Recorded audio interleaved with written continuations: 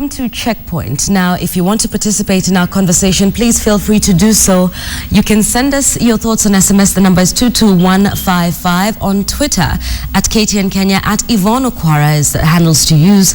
And the hashtag tonight is Checkpoint. Now, we're taking a look at Jubilee's response to CORD's call for a referendum. It's what's being called development politics, and we'll get into that in just a moment. And of course, you can give us your views on that. Should the president be directly responding to this? We will be discussing this and much more. My guests tonight, South Mugirango Member of Parliament Manson Nyamweya and Member of Parliament from Mukurweini, Kabando Akabando. Thank you both for coming. Kabando, perhaps we can begin with you.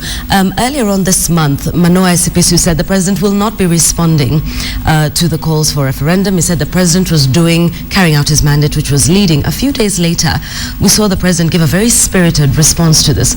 Should he or rather, what is the strategy there? 1 minute he's not responding, the next minute he is, and it was quite an emotional response. In terms of the strategy, that's more of insight. But in terms of what is happening and what is being seen, like you've just shown at KTN at 9, just a few minutes ago, you can see the people who have spoken. Very many Jubilee leaders spread across the country, and this is what is happening. And even when you see the deputy president speaking, 95% of his speech is about enumerating the milestones of the Jubilee leadership since inception. But of course, you can spice a little bit of it so that you satisfy the audience. So that may be exactly what has happened before with the president, but the main expectation in Jubilee is that the national leader of Kenya, President Uhuru, and his deputy William Ruto will not spend time responding to all manner of accusations and distractions and diversions from the CORD leadership. And that happens even inside the parliament. But they have responded. They have, but generally speaking, is 5% of the energy and the time they are given. If you now do an audit of the last 1 week, an audit of even the last 3 days, you'll see what the president has done across the country and what the deputy president has done. In a span of 2 days, you see the DP conducting 10 or more development projects in terms of launching, commissioning, you know, in terms of engaging the local leadership on every manner of developmental agenda. And the same appears with the president, like when he was in Taita Taveta Coast. His concentration was on, but he'll have a responsibility and an expectation.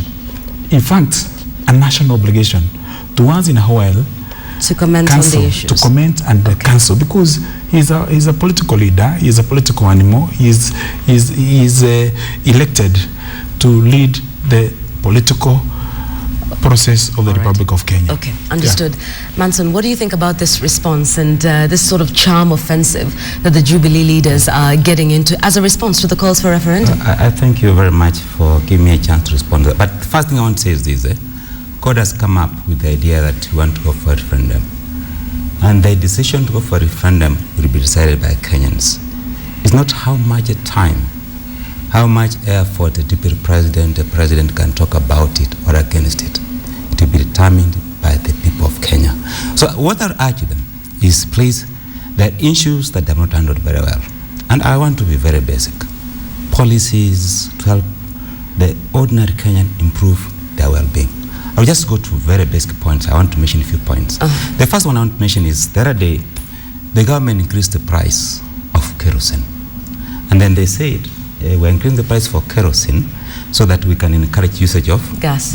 Yes. Surely, it is, how do you think like that? Because the person who's using a stove to cook needs money to go and buy a gas cylinder. So before you say that I want you to use gas, right, please give them the gas cylinders so that they can throw away the stoves for cooking. So it is upside down. That's one policy. Where when you look at it, they don't know what is happening. They don't know the implication. It is a big investment for a worker who wants a wage to buy a gas cylinder. That's one thing that is very clear. I come number two. I want to talk very basic issues. Let's talk about the tea farmers. Man, remember, brother of mine, he comes from Mukureni. The farmers, their price has gone down on tea across the country. What I expect the government to do is to come up with a policy and encourage the farmers. We're aware what's happening. We're removing the cess money. We're removing the export tax, so that little money, as much as it is left to them. You create disposable income. Okay. Allow me to just interrupt a moment as you Yes. enumerate these basic issues. Yes. Do you then think that the strategy that's being used right now by the president and his deputy will be enough to assuage the Kenyan voter that their issues are being sorted? You see, the issues are basic here. I mean, we are talking about the cost of living. It's escalating every day. When you have increased the price of kerosene, the cost of living is up. When you have, I'll talk another point here. I'm talking about basic issues here. Let me talk about sugar cane, right? You look around in this country, you go to the high-end supermarket, they're selling imported sugar, all right? When you ask where it is coming from, KRA, they don't know. By extension, the Minister of Finance, the PS in Finance, doesn't know. The CS in Finance doesn't know. When you go to the Minister of Agriculture, which is supposed to protect the farmer, because with this importation, we are having the effect on the farmer on the ground. What are the effect on the farmer on the ground is suffering? His cane is not harvested. Okay. All right? It remains unharvested at the expense of us getting imported sugar. So back to the point though. No, because we're sort of running out of time, but back to my question. Yes. Is the Jubilee government handling these issues in a way that you think, says that they're sensitive of these issues that you're enumerating? They're not sensitive. To be sensitive is to address the issues of the common person, the suffering the Kenyans are having. Two, when quotas come up that we're going for a referendum, they are going to Kenyans people to make a decision for or against with the questions they want to frame. Can I intervene? So the only thing that the Jubilee government has to do, it is to wait for this question which will be framed, campaign for it if they don't like it, or against it. All right. But at this time, they have no capacity to stop cause. We will not do it for because we want them to give us an okay. We're going to Kenyan people to do the referendum. Okay. Excuse, you know, that's exactly what we have been talking about in Jubilee. The litany of confusion in code. They don't know exactly what they want to do. The issues my brother has talked about here are nothing to do with the referendum. Completely. You have asked the question 2 times. And twice, he has failed to justify neither the referendum nor to attack Jubilee. I want to say the following. One, the issue of kerosene has nothing to do with the referendum. Absolutely nothing. The topical issue here is the referendum. But the cost of living is an issue they've enumerated. It's an issue, but it's not a referendum issue. Because cost of living. Let me finish. He has talked about tea. Before the Senate, and that's what we are saying, constitutional offices have the mandate clearly stated to handle these particular issues. The question of tea, he comes from the tea belt, is already before the Senate and the National Assembly. Before the Senate, the query has been submitted by none other than a called Senator Chris Obure from Kisiland. And the matter is before the Agriculture Committee of the Senate. Before the National Assembly is before my committee. I am in the Committee of Agriculture in Parliament. And we are tackling that matter in a dual manner. The Senate and the National Assembly, we have engaged the Cabinet Secretary, Treasury, Mr. Rutich. We have engaged Koske, the Cabinet Secretary in charge of Agriculture, and we are talking to other agencies. About sugar, just last week, we were concluding our interrogation of the sugar issue at the National Assembly. The Mumia's Sugar Managing Director, the Kenya Sugar Board, the Director of National Intelligence Service, the Cabinet Secretaries of Agriculture, and even Treasury have appeared before my committee.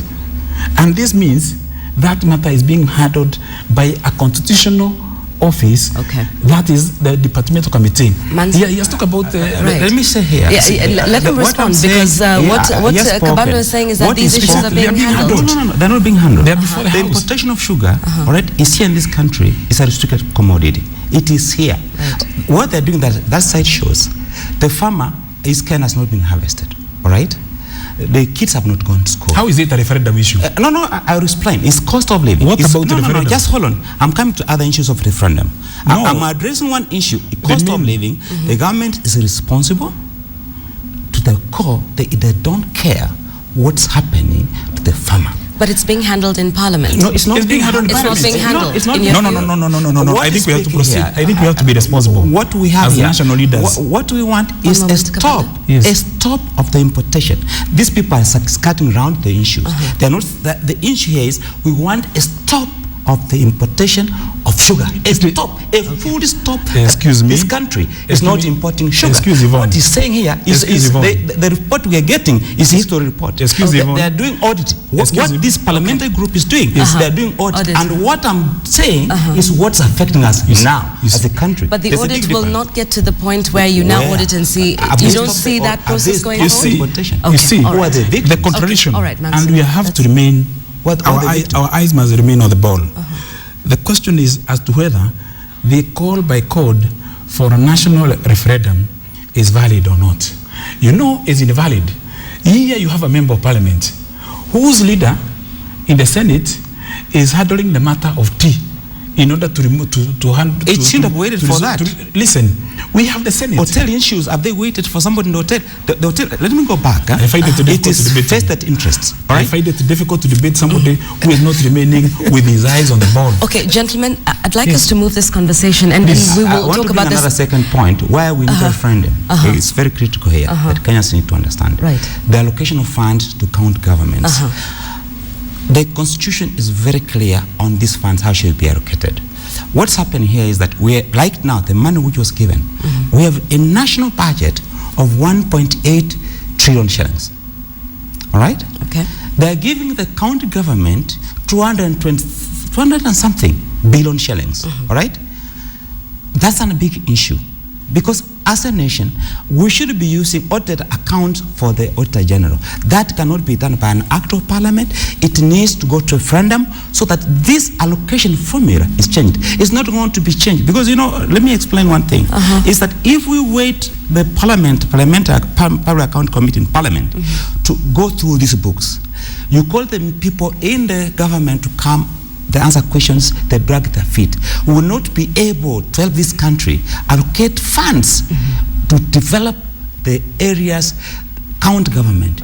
So we need this referendum. There is no another way you can increase funds. Can I comment now?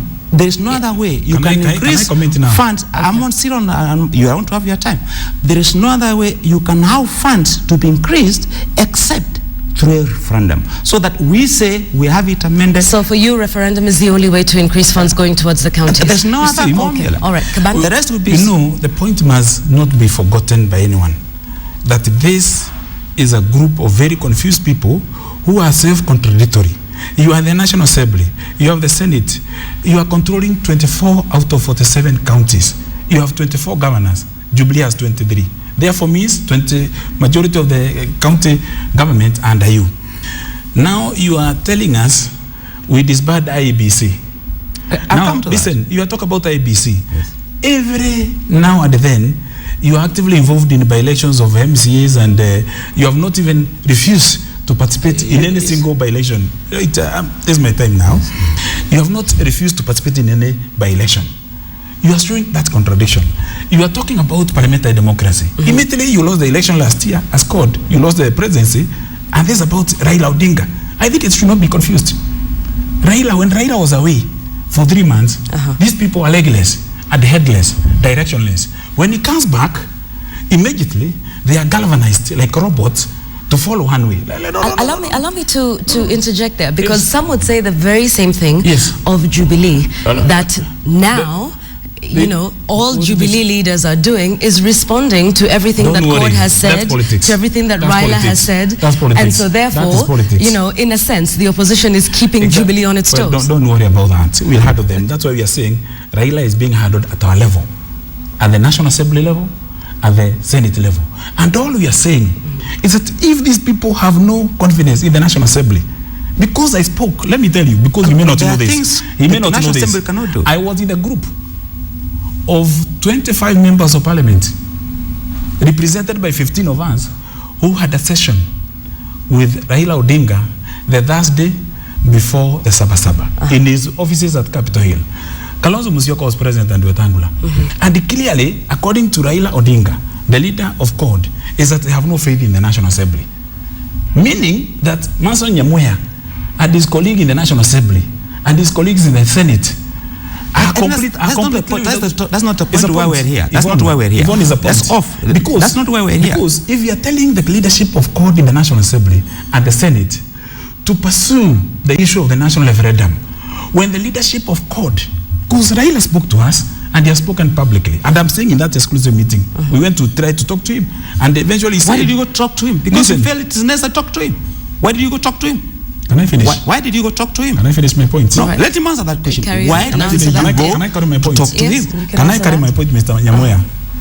In national debate. That CORD does not believe that the National Assembly has credibility. CORD does not believe that the Senate can make any difference. And these are the inaugural institutions under the new constitution. It means exactly that the leadership of CORD is hell-bent on political anarchy. Okay, not institutional. Let's take some views. Yes, anarchy. In a moment. Take a look at this tweet that's coming in from Kennedy, who says, "Why can't Jubilee accept the referendum to let ODM exercise their democratic right?" What's your thought on that? It is not our responsibility to tell our leadership and our followership that the direction that these losers want to take us, people who have never accepted that once they are defeated in an election, they are saying, IBC go away. They are also saying, you remember, when the Supreme Court made a ruling, they also dismissed the Supreme Court. Therefore, it means the following, in short. Leadership of CORD has no faith in the IBC. It has no faith. No, we have no faith in the IBC. True. It has no faith. We have no Let faith. me finish. And I will explain why. Can I speak now? Yes. Please. Okay. I'm speaking as Jubilee, and you are not Jubilee. They have no faith in IBC. They have no faith in Dr. William Mutuga's Supreme Court and the judiciary. They have no faith in the Senate. They have no faith in the democratic institutions that Kenyans fought for, died for, sacrificed for, and unanimously, overwhelmingly passed in the constitutional renewal in 2010 August. All right, I must allow Manson to respond to that. It means it's confused. Let me respond. What do they want? Your point is well made. Yes, but what do they want? Let me respond. Manson can answer. One thing, let me talk about IBC. Can you say what you want without confusing? I'm talking about IBC. Kabando. Please listen. Let him speak. You have had your time. Let me talk about IBC. It's a referee. That's the role of a referee. Is to stand. There are two people competing. You make a decision. And if at any one stage one of the competitors is complaining, you have a moral authority as a referee to listen. And you may even offer yourself to step down. Because what it means, if you want to make a decision, it will be in dispute. All right? Whether real or imagined. But if at any one time we're in competitive politics, all right, they have the numbers, okay? If they have the numbers and we're saying, please, we don't trust this institution. You have the numbers, even if we reform a new IBC, they will have a bigger say on who will be the commissioners than us in CORD. Okay. Why can't they then use the numerical strength which they have in this National Assembly? The reason in the Senate? In the Senate is 50-50, which you have, which is many, all right? It is not 50-50. I know you are many, all right? So if you have all that advantage and we are complaining, then we expect you to say, actually, yes, we know we will beat you, but because you are complaining and you like complaining, let us reform this institution so that when we go to 2017, you don't cry. All right. I want us to address an issue that CORD has brought up in their 13-point agenda for the referendum, just very quickly because we're running out of time, and it's the issue of security or lack thereof in the country.